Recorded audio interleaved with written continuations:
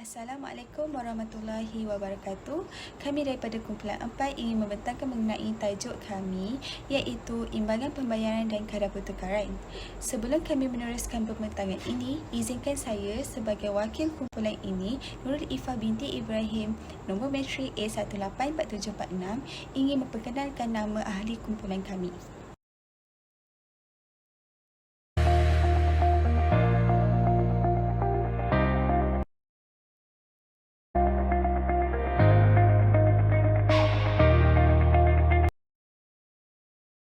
Apa itu imbangan pembayaran? Okey, baik. Imbangan pembayaran ini satu penyata kewangan yang merekod semua transaksi ekonomi antara penduduk di sesebuah negara dan seluruh dunia dalam masa yang tertentu.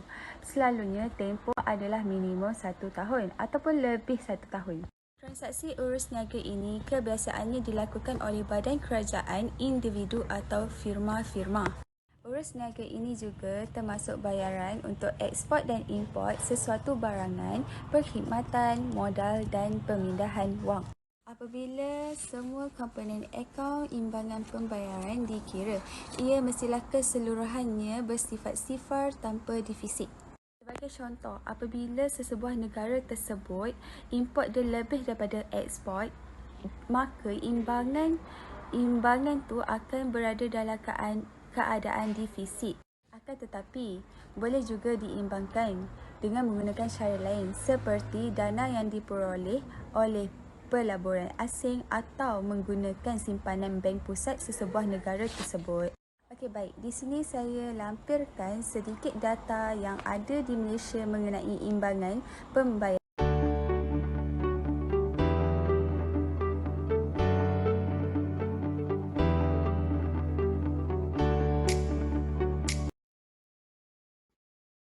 Seterusnya, bagi lebihan dan kekurangan IP.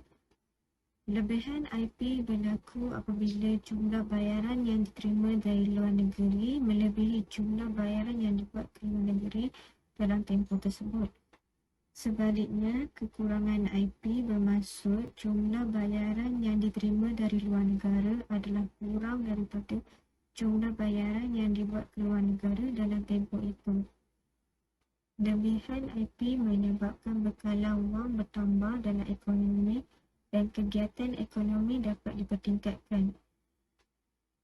Sementara itu, kekurangan IP menyebabkan bekalan wang berkurang dalam ekonomi dan seterusnya mengurangkan kegiatan ekonomi. Kurangan IP berpunca daripada beberapa faktor, antaranya adalah pertama, defisit atau kurangan dalam akaun semasa. Kedua ialah defisit atau kurangan akaun modal. Kurangan IP ini harus diperbaiki. Ini kerana kurangan IP membawa maksud berlakunya pengaliran keluar mata wang ke negara asing.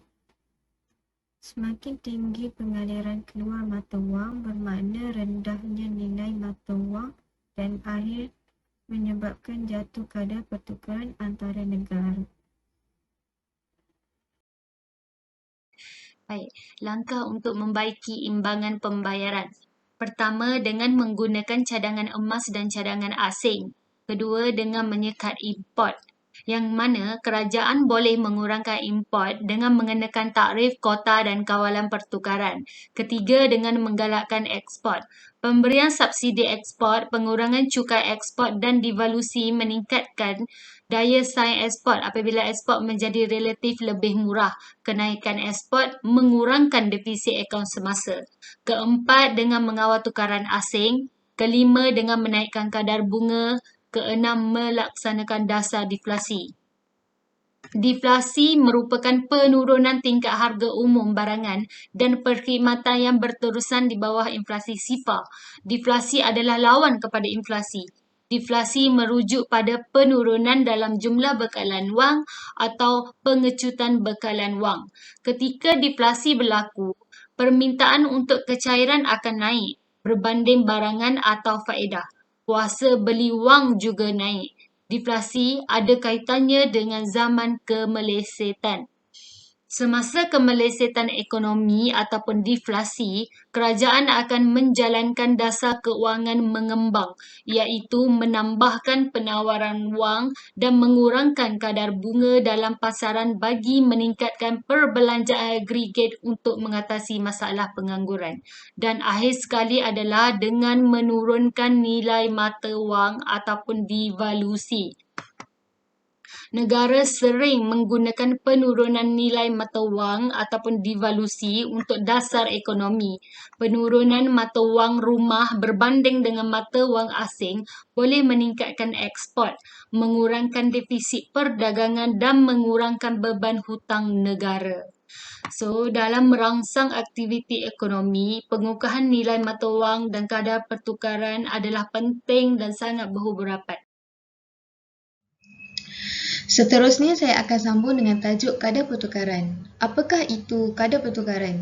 Kadar pertukaran adalah harga mata wang antara dua negara untuk membolehkan aktiviti urus niaga antara negara dapat dilakukan. Kadar pertukaran ini bergantung kepada kuasa permintaan dan penawaran terhadap mata wang asing. Berikut merupakan contoh bagaimana kadar pertukaran itu berlaku daripada ringgit Malaysia kepada dolar dan daripada dolar kepada ringgit Malaysia. Sebagai contoh, sekiranya rakyat Malaysia ingin membeli barang perkhidmatan ataupun aset daripada Amerika, mereka perlu membeli barangan tersebut dengan harga dolar. Untuk membeli barangan tersebut, mereka perlu menukarkan dahulu ringgit Malaysia kepada dolar untuk membeli barangan tersebut. Begitu juga dengan rakyat Amerika yang ingin membeli barang perkhidmatan ataupun aset daripada Malaysia, mereka perlu membeli barangan tersebut dengan ringgit Malaysia. Jadi, sekiranya mereka ingin membeli barangan tersebut, mereka perlu menukarkan dolar mereka kepada ringgit Malaysia untuk membeli barangan tersebut. Begitulah bagaimana kadar pertukaran ini dilakukan. Soalan 1.0 memaparkan kadar pertukaran nilai ringgit Malaysia berbanding mata wang asing bagi bulan Januari tahun 2018 sehingga tahun 2022. Kami memfokuskan pada tahun 2020 kerana kebanyakan negara di seluruh dunia amatlah terkesan terhadap COVID-19.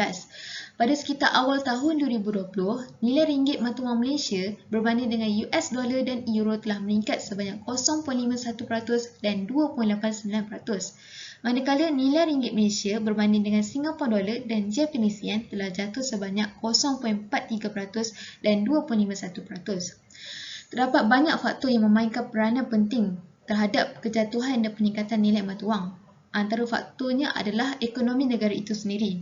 Adakah nilai ekspor bersih negara tersebut berkurang ataupun bertambah yang akan menyebabkan imbangan pembayaran mereka bertambah lagi buruk ataupun bertambah lagi baik? Terdapat pelbagai kesan terhadap kadar pertukaran wang asing. Antara kesan yang berlaku adalah kesan terhadap harga barang.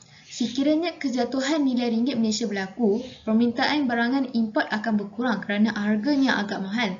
Manakala permintaan barangan ekspor bertambah kerana harganya akan menjadi lebih murah.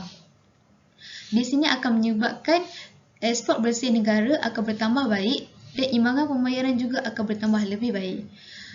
Manakala sekiranya peningkatan nilai ringgit mata wang Malaysia berlaku, permintaan barangan import akan bertambah kerana harganya akan menjadi murah, manakala permintaan terhadap barangan ekspor akan berkurang kerana harganya akan menjadi lebih mahal.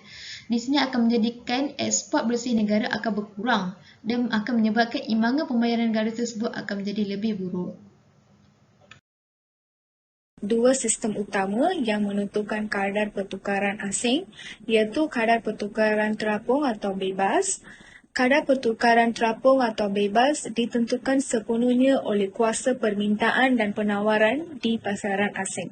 Yang kedua adalah kadar pertukaran tetap. Kadar pertukaran tetap pula berlaku dengan wujudnya campur tangan kerajaan dalam pasaran tukaran asing atau mengikut standard emas.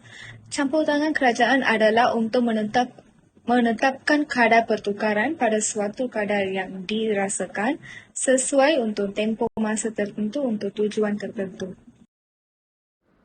Baik, itu sahaja daripada kami, kumpulan 4 mengenai imbangan pembayaran dan kadar pertukaran. Sekian, terima kasih.